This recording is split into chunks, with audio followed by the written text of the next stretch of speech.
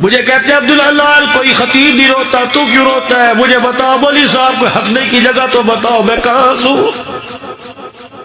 کس کا چہرہ دیکھ کے ہنسوں؟ کوئی ہے جو کہ میں جنتی ہوں؟ کوئی ہے کہ میں ماں کا فرما بردار ہوں؟ کوئی ہے جو کہ میں بہنوں کے دروازے پہ عیدی دے کے آیا؟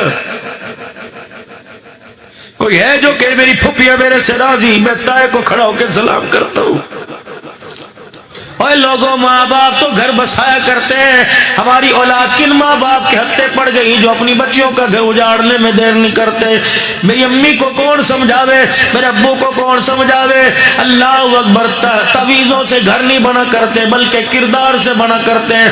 امی تویز لے کے تو آ رہی ہے، بیٹی کو کردار نہیں دے رہی۔ اگر ماں بیٹی کو کردار دے دیتی، باپ اخلاق دے دیتا، رب کعبہ کی قسم طلاق کی شرح کم ہوتی، گھر بستے۔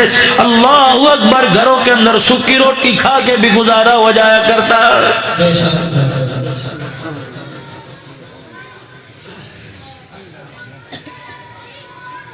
گلی کے اندر جھگڑے ہو رہے ہیں، موبائلوں پہ جھگڑے ہو رہے ہیں، پنچایتوں کے اندر فیصلے ہو رہے ہیں، وجہ کیا بنی جی؟ سال کے 2 جوڑے بنانے کا وعدہ کیا تھا، اور لوگوں اللہ کی قسم سال کے جوڑے نہ بنے، نوبت طلاق تک آ گئی۔ حجر مبارک میں بدری کریم صلی اللہ تعالی علیہ وسلم داخل ہوئے، سیدہ عائشہ رضی اللہ تعالی عنہ کا ہاتھ پکڑا، فرمایا عائشہ ذرا آج مجھے ایک بات بتا دے۔ کہ کیا کملی والے؟ فرمایا تو چاہتی ہے جنت میں میرا ہاتھ پکڑ کے میرے ساتھ جائے اور جنت میں جہاں میں رہوں تو میرے ساتھ رہے؟ کہی یا رسول اللہ یہ کون نہیں چاہے گا؟ فرمایا عائشہ پھر بتا تو چاہتی ہے جنت میں میرے ساتھ جائے؟ کہ جی جی۔ 3 مرتبہ فرمایا اے عائشہ تو چاہتی ہے جنت میں میرے ساتھ جائے؟ کہ جی۔ فرمایا عائشہ سن لے، اگر تو چاہتی ہے جنت میں تو میں اکٹھے رہے تو اس وقت تک تن سے کپڑا نہ اتارنا جب تک تیرے کپڑے پہ پیوند نہ لگ جائے۔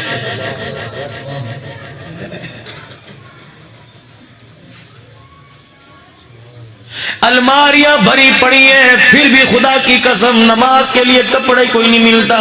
یہ بد نصیبی نہیں تو اور کیا ہے؟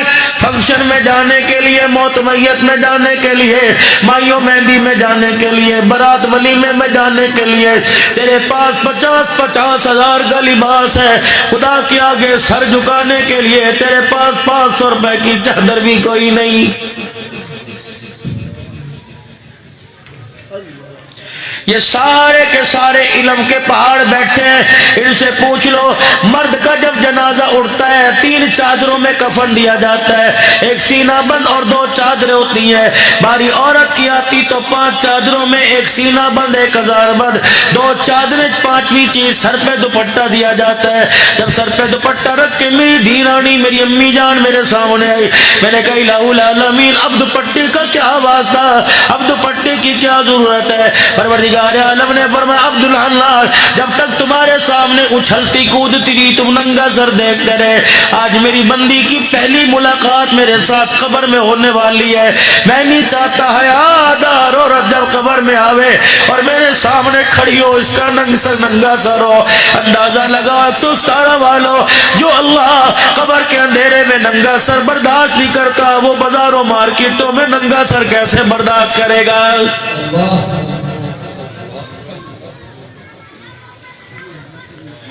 امیر شریعت سید عطا اللہ شاہ صاحب بخاری رحمت اللہ علیہ کے پاس سے ایک بچی گزری، 2 چٹیاں کر رکھی تھی، 2 گوتے باندھ رکھی تھی، پرندہ بالوں میں باندھ رکھا تھا۔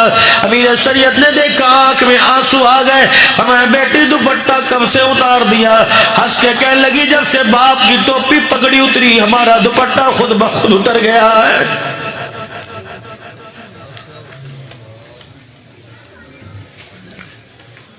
بالوں کی کٹنگ کا تو میرے نبی نے نہیں کہا تھا، بالوں کے فیشن کا تو آمنہ کے لال نے نہیں کہا تھا، حضور نے فرمایا تھا سر ننگا رکھا نہ کرو، سر کو ہر وقت ڈھانک کے رکھا کرو کہ شیطان انسان کے سر سے اندر گھستا ہے۔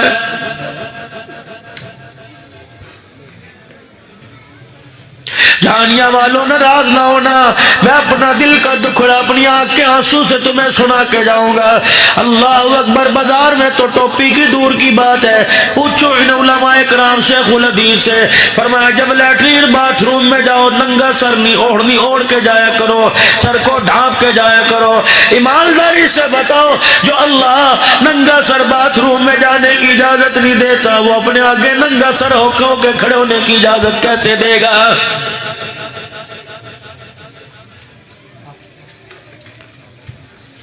تم ہوتے کون ہو؟ تمہیں اجازت کس نے دی؟ تم دین کا مذاق اڑاؤ، خدا کے دین کو خلط مل کرو۔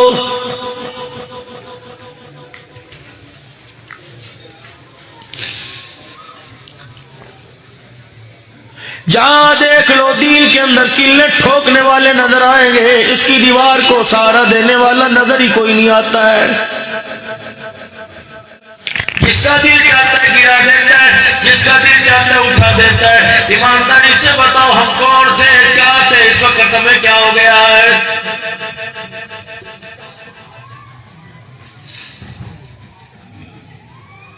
حضرت علی رضی اللہ تعالیٰ عنہ پاس کھڑے ہوئے، بیٹی اللہ اکبر بے سود مصلی پہ لیٹی ہوئی ہے۔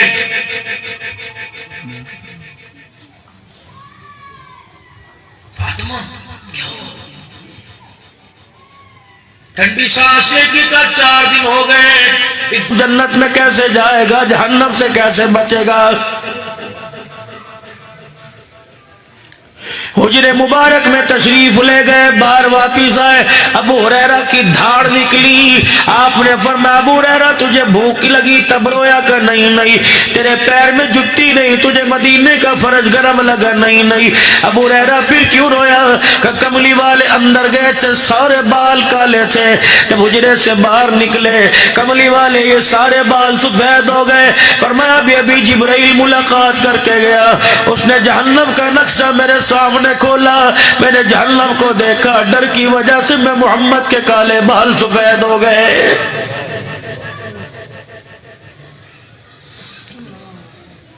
ابو ہریرہ رضی اللہ تعالیٰ عنہ عرض کرنے لگے یا رسول اللہ یہ آنکھوں کی عینی میں موٹے موٹے آنسو کیوں؟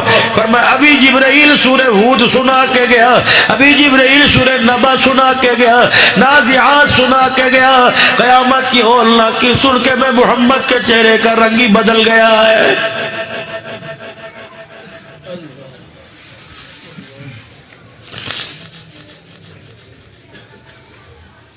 ہمارے سے بڑا کوئی کمزور کم ظرف کوئی نا اہل ہوگا، وہ لوگ روزانہ کل خانیوں میں جاتے ہیں، قرآن خانیوں میں جاتے ہیں، اللہ اکبر، جب دعا کے لیے ہاتھ اٹھتے ہیں کوئی 4 قرآن کا کاغذ دے دیتا ہے، کوئی 5 قرآن کا کاغذ دیتا ہے۔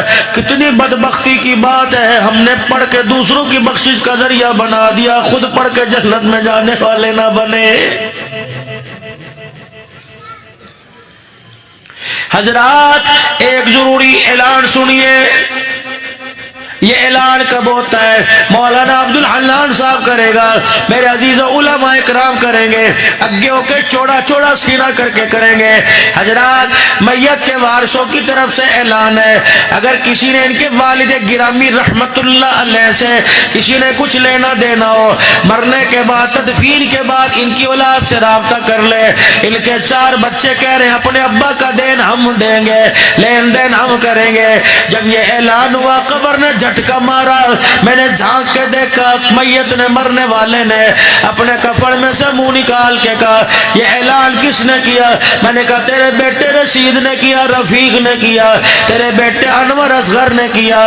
میت نے چگھاڑ ماری، رو کے کہنے لگی ان بدبختوں کو کہہ ان کا حق تو بعد میں دینا، پہلے میرا حق تو مجھے دے دو۔ میں نے کہا تیرا حق تجھے کیا دے؟ کہ جب انہوں نے مجھے قبر کے اندر میری قبر کے